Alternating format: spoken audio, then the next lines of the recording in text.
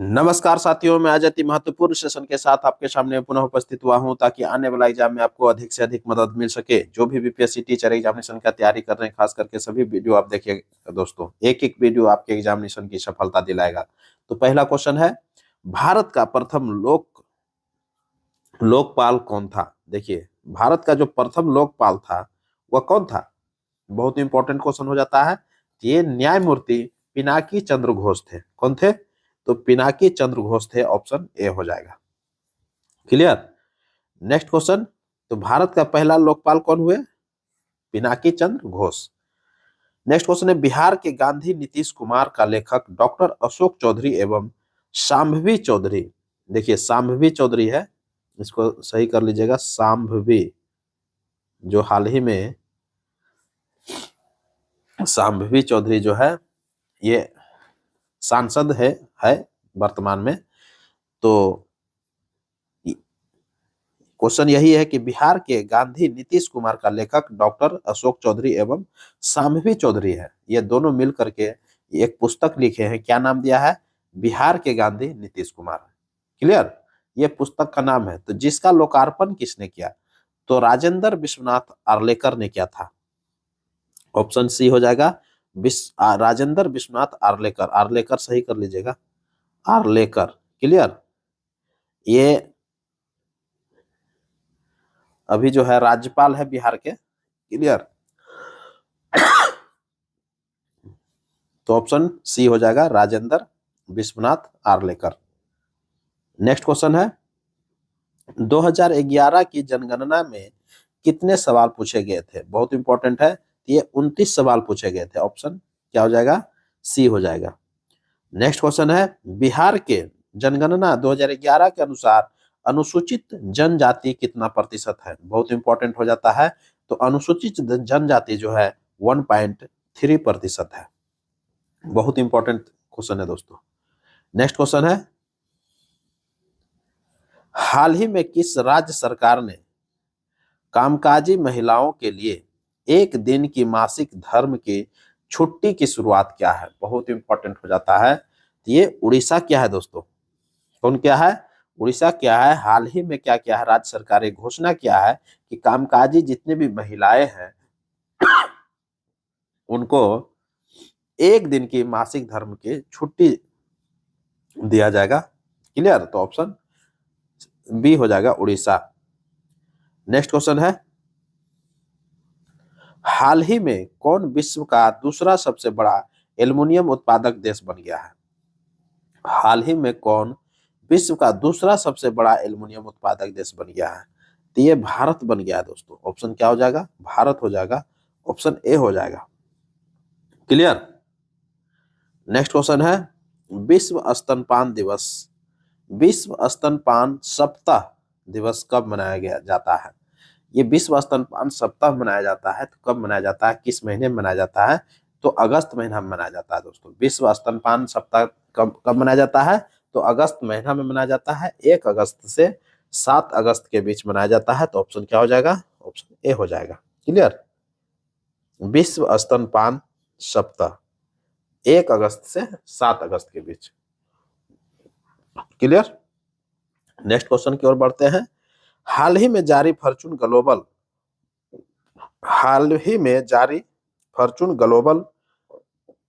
500 list में सूची में कौन सी कंपनी शीर्ष पर रही है?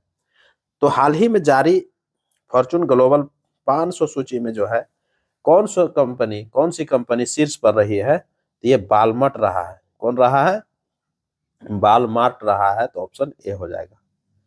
नेक्स्ट क्वेश्चन है, हाल ही में किस राज्य को जीवन दान पुरस्कार मिला है? बहुत इंपॉर्टेंट है ये जीवन दान पुरस्कार। तो आंध्र प्रदेश को मिला है। किसको मिला है जीवन दान पुरस्कार?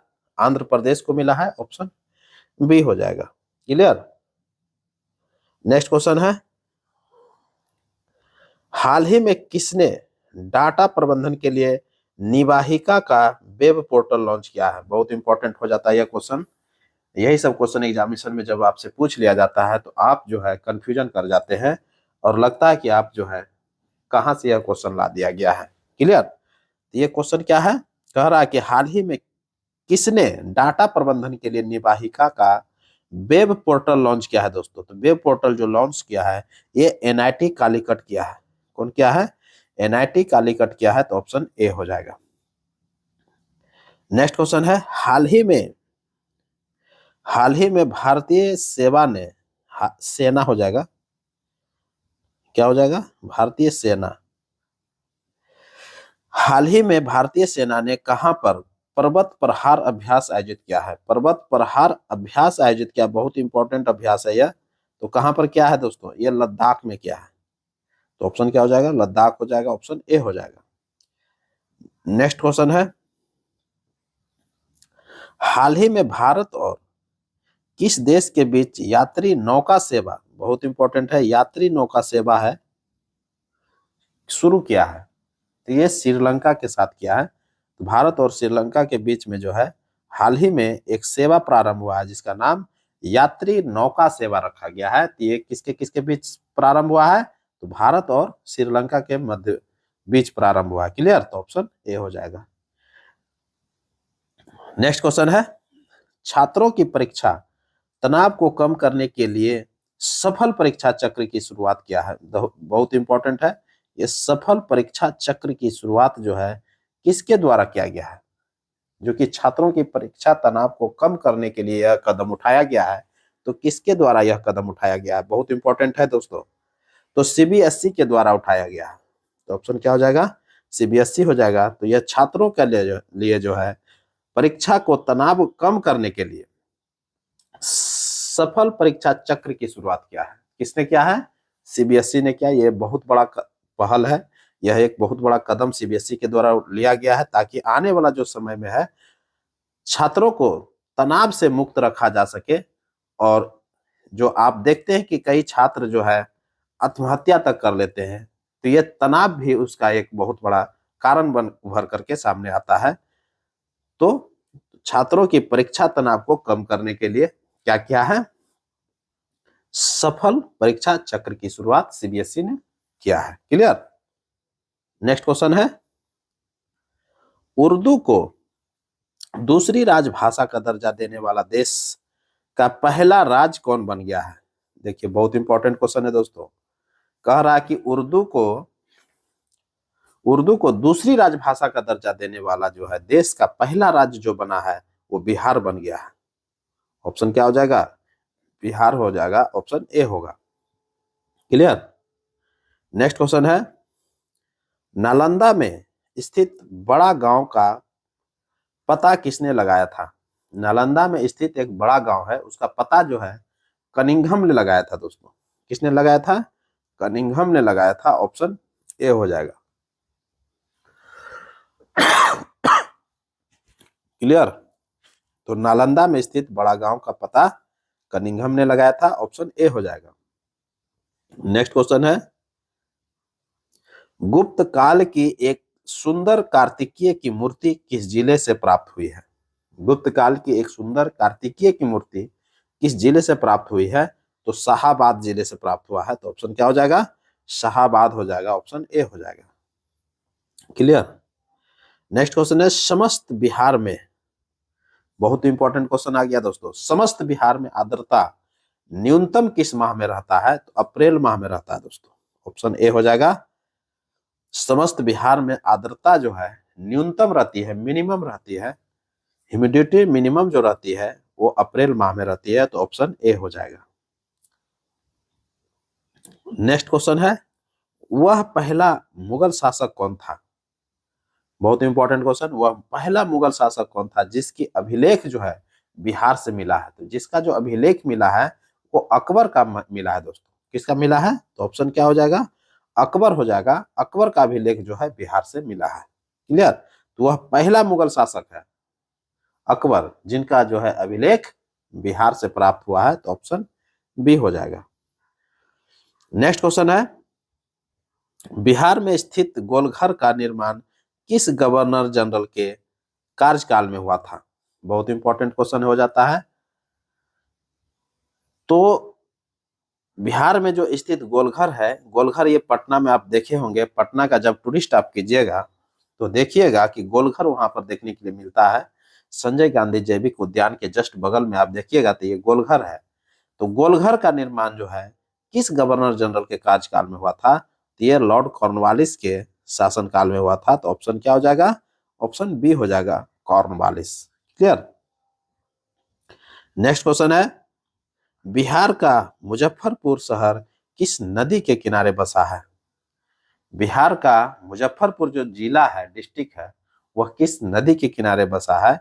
वह जो शहर है वो बूढ़ी गंडक के किसके किस नदी के बीच बसा हुआ शहर जो है? ये बूढ़ी गंडक। तो ऑप्शन क्या हो जाएगा? सी हो जाएगा। देखिए इसको सही कर लीजिएगा, बूढ़ी गंडक हो जाएगा, बूढ़ी गंडक। क्लियर। तो बूढ़ी गंडक जो है इन्हीं के, ये इसी नदी के बीच, इसी नदी के किनारे जो है क्या है? मुजफ्फरपुर जो है शहर बसा हुआ है, बूढ़ी गंडक। क्लियर। जबकि बिहार की राजधानी पटना जो है वो गंगा नदी के किनारे बसा हुआ है। क्लियर। तो मुजफ्फरपुर बूढ़ी गंडक और पटना जो है आपका गंगा नदी। क्लियर। पटना हो गया, भागलपुर हो गया, ये सभी पटना के किनारे, गंगा नदी के किनारे बसा हुआ है। क्लियर। और मुजफ्फरपुर बूढ़ी गंडक। क्लियर। नेक्स्ट क्वेश्चन है, यदि पृथ्वी का गुरुत्वाकर्षण बल अचानक लुप्त हो जाता है तो क्या होगा? यदि पृथ्वी का गुरुत्वाकर्षण बल अचानक लुप्त हो जाता है तो वस्तु का भार जो है शून्य हो जाएगा। वस्तु का भार क्या हो जाएगा? 0 हो जाएगा, परंतु द्रव्यमान वही रहेगा। क्यों? क्योंकि द्रव्यमान जो है कहीं भी आप लेके जाइएगा तो वो बदलता नहीं है। ये एकदम ध्यान में कॉन्सेप्ट क्लियर रखिएगा। भार बदलता है लेकिन मास जो है, द्रव्यमान जो है नहीं बदलता है। दोस्तों आपको भार और द्रव्यमान में अंतर जो है, बहुत बड़ा अंतर देखने के लिए यही मिलता है। भार जो है एक प्रकार का बल होता है। भार जो है, मास इनटू एक्सेलरेशन को भार कहा जाता है, उसी को बल भी कहा जाता है। जबकि द्रव्यमान जो है स्वतंत्र होता है और वो क्या होता है? एक संचित, किसी भी वस्तु में संचित पदार्थ ही जो है वो द्रव्यमान कहलाता है। तो द्रव्यमान जो है कहीं भी बदलता नहीं है। अगर द्रव्यमान आपका 50 केजी है तो वो दुनिया के कहीं भी किसी कोना पर रखिएगा तो वो 50 ही रहेगा, जबकि भार जो है बदलता रहता है। क्लियर। तो यही क्वेश्चन पूछा जा रहा है कि यदि पृथ्वी का गुरुत्वाकर्षण बल अचानक लुप्त हो जाता है तो क्या होगा? तो भार जो है शून्य हो जाएगा, परंतु द्रव्यमान वही रहेगा। तो ऑप्शन क्या हो जाएगा? ऑप्शन ए हो जाएगा। क्लियर हो गया होगा। नेक्स्ट क्वेश्चन है, मानव शरीर की धीमी वृद्धि किसके कमी के कारण होता है? मानव शरीर का जो धीमी वृद्धि होता है, देखिएगा प्रोटीन जो कमी जिसके शरीर में रहता है तो उसका धीमी वृद्धि होता है। तो ऑप्शन क्या हो जाएगा? ऑप्शन ए हो जाएगा, प्रोटीन की कमी के कारण मानव शरीर का जो है वृद्धि रुक जाता है। कमी यही कारण है कि आप देखिएगा बहुत सारे जो बौनापन का शिकार हो जाता है तो ये प्रोटीन का एक बहुत बड़ा रोल होता है इसमें। क्लियर। तो ऑप्शन ए हो जाएगा। नेक्स्ट क्वेश्चन है, निम्न कथन में से कौन सत्य है? एक एक करके कथन देखेंगे और सभी कथन पर डिस्कस करते हैं। तो पहला कथन है, ध्वनि की तीव्रता मापने वाला यंत्र ऑडियोमीटर है। बहुत इंपॉर्टेंट है यह, बिल्कुल सही है। तो ध्वनि की तीव्रता मापने वाला जो यंत्र है वो ऑडियोमीटर है और इसका मात्रक जो होता है डेसिबल में मापा जाता है। ध्वनि की तीव्रता को किस में मापा जाता है? डेसिबल में मापा जाता है, जबकि मापने वाला यंत्र जो है वो ऑडियोमीटर होता है। क्लियर हो गया होगा। बिल्कुल सत्य है। दूसरा है, जल का बहाव। देखिए बहाव हो जाएगा, ये बहन लिख दिया है, बहाव कर लीजिएगा, जल का बहाव। क्लियर। तो जल का जो बहाव है, उस जल का बहाव क्यूसेक में मापा जाता है। देखिए छूट गया है यहाँ, उसे लिख दिया क्यूसेक। क्यूसेक,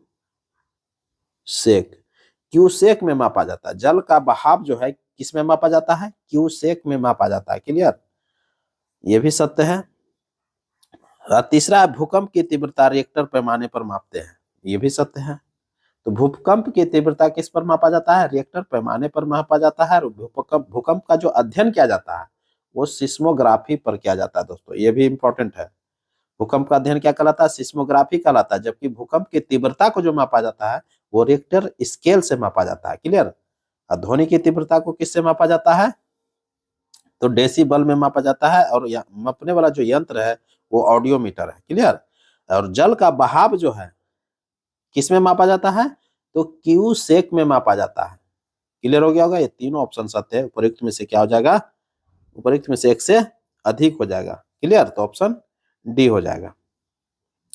नेक्स्ट क्वेश्चन है, स्टार्च क्या है? बहुत इंपॉर्टेंट है। स्टार्च क्या है? तो स्टार्च जो है पॉलीसेक्राइड होता है। ये क्या होता है?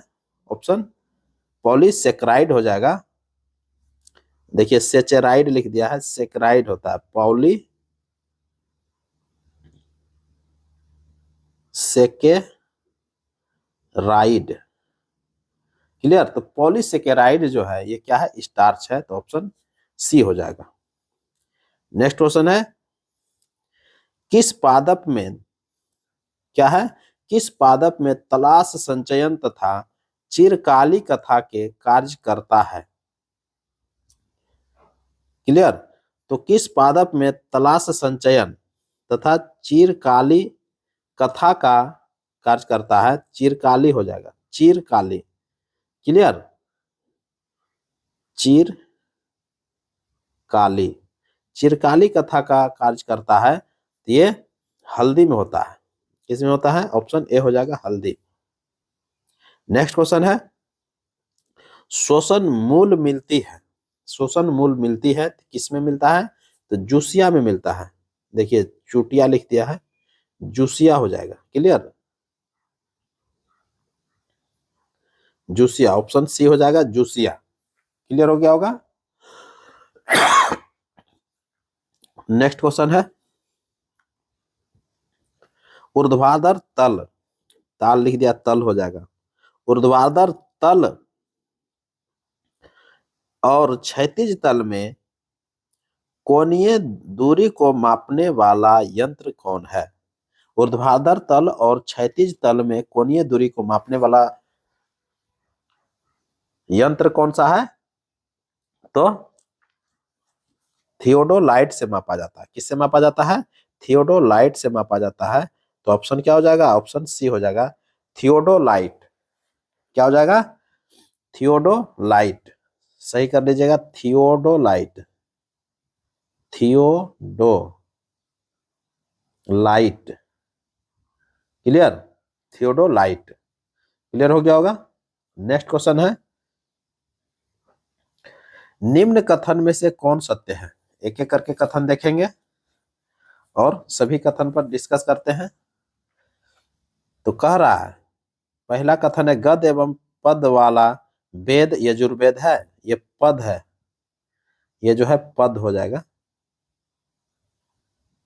तो गद एवं पद वाला वेद जो है यजुर्वेद है, यह बिल्कुल सत्य है। क्लियर? दूसरा है, यजुर्वेद तथा सामवेद में किसी भी विशिष्ट ऐतिहासिक घटना का वर्णन नहीं मिलता है। दोस्तों ये बिल्कुल सत्य है। यजुर्वेद तथा सामवेद एक ऐसा वेद है, ग्रंथ है, जिसमें विशिष्ट ऐतिहासिक घटना का कोई वर्णन नहीं है। तो ये भी ऑप्शन सत्य है। तीसरा है, यजुर्वेद में यज्ञों के नियमों एवं विधि विधानों का संकलन मिलता है। बहुत इंपॉर्टेंट है, यह भी सत्य है। यजुर्वेद में यज्ञ का क्या होता है? यज्ञ जो आप देखते हैं कई जगहों पर यज्ञ देखने के लिए मिलता है, और ऐतिहासिक काल से यज्ञों का जो है प्रचलन होते आया है। किसी ने अश्वमेध यज्ञ करवाया, तो किसी ने को बहुत सारा यज्ञ करवाता है। तो इसका यजुर्वेद में जो है यज्ञों के नियम एवं विधि विधान का संकलन मिलता है। क्लियर? ये तीनों ऑप्शन सत्य है। तो प्रयुक्त में से क्या हो जाएगा? एक से अधिक हो जाएगा। नेक्स्ट क्वेश्चन है, और ये अंतिम क्वेश्चन हो जाएगा, गायत्री मंत्र का वर्णन किस में मिलता है? गायत्री मंत्र का वर्णन किस में मिलता है? तो गायत्री मंत्र का जो वर्णन मिलता है वो ऋग्वेद में मिलता है। ऋग्वेद का तीसरा मंडल गायत्री मंत्र को उल्लेख करता है। तीसरा मंडल जो आप ऋग्वेद का देखिएगा उसमें सूर्य देवता सावित्री को समर्पित प्रसिद्ध गायत्री मंत्र का वर्णन मिलता है। क्लियर?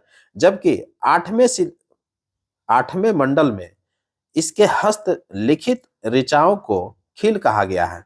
ऋग्वेद का जो 8वां मंडल है उसमें हस्तलिखित ऋचाओं को खिल कहा गया है, जबकि 9वें मंडल में देवता सोम का उल्लेख मिलता है। 9वें मंडल में क्या होता है कि देवता सोम का उल्लेख मिलता है, जबकि 10वें मंडल में चतुष्वर्णित समाज का उल्लेख मिलता है। अर्थात समाज को 4 भागों में जो है विभक्त होने का वर्णन सबसे पहले 10वां मंडल में ही देखने के लिए मिलता है। इसी में पुरुष सूक्त का वर्णन भी देखने के लिए मिलता है। पुरुष सूक्त में कहा गया है कि सब व्यक्ति जो है, मानव जो है, ये 4 वर्ण है। कौन कौन है? तो ब्राह्मण, क्षत्रिय, वैश्य, शूद्र। सबसे पहली बार ये 4 वर्ण का जो है उल्लेख यही 10वें मंडल में, ऋग्वेद के 10वें मंडल में मिलता है। पुरुष ब्राह्मण के क्रमशः मुख, भुजाओं, जंघाओं, चरणों से उत्पन्न हुए बताते हैं।